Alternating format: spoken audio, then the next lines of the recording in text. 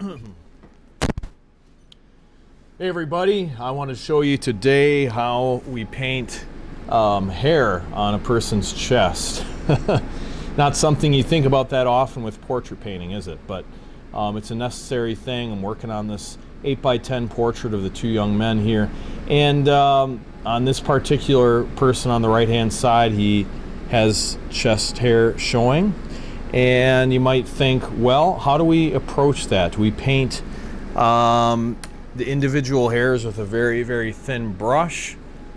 And I would propose to you, no, that's not the best way to do it. I see a lot of beginning portrait artists try to paint hair that way by trying to recapture every little individual detail, but that's not the best approach. Rather, you want to see this as just an overall value, and we'll pick out a few details after we get the main mass of color in there. So let's get started. I have my palette and I've got some matte medium. We'll put a little fresh matte medium, and I want to pick a color that would be appropriate. In this case, I'm going to take raw umber dark as my base, and then I'm going to take a little bit of alizarin crimson to give it a slightly purplish cast. So I'm just looking at the picture, seeing what it would call for, and a little bit of titanium white to help it to cover better. And we're going to make somewhat of a pinkish tone. And let's see, maybe even a little bit of ultramarine blue, just to cool that down. I'm making kind of a mauve color. Now that's going to be the base color for this. And I'm going to place that, try to get it in just the right spot. It looks like it's not halfway down, but a third of the way down or so. And I'm just blocking in a swatch of color with this flat edge brush. And wipe off a little excess, blend this out a little bit. And that's probably all I'm gonna do for that particular layer. I might hit just a little more down here, a little down there at the very bottom, but that would be it. And then over time we're gonna add some more layers to that and eventually expand that out, because you have one little splotch here in the reference photo, it spreads out. And then eventually I'll pick out a few different hairs with a detail brush. But I'm not trying to capture every little detail.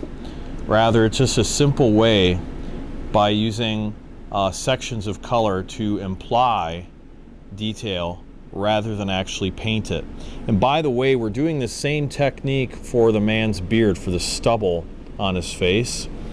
So we're just using a cool tone for that. I can use the same color, add a little more ultramarine blue to that, and then I'm going to go and add just a bit more titanium white, and we're going to block in just a little bit of a color on his beard that's a little cooler in tone. So I'm not painting every little individual beard hair. No, I'm just blocking in the values, and that's the way to do this. And then if I wanted to, I could pick out a few little details, but in a small format like this, especially with an 8x10, it's not necessary to pick out all the individual details. Same kind of treatment with the hair. We just block in the hair up here, add a few details at the end, that's it. Just keep it really simple. And you'll find that realism is not always implied in the individual brush strokes, but it's lack of detail that can imply realism. Well, I hope this little tidbit helped, and if you like this video, subscribe to this channel, and then like the video, of course, share it with your friends. And then also at RALISTICacrylic.com, I have several tutorials, full-length classes to show you how you can paint an acrylic portrait that you can be proud of. So thank you so much for watching. God bless, and we'll see you in the next video.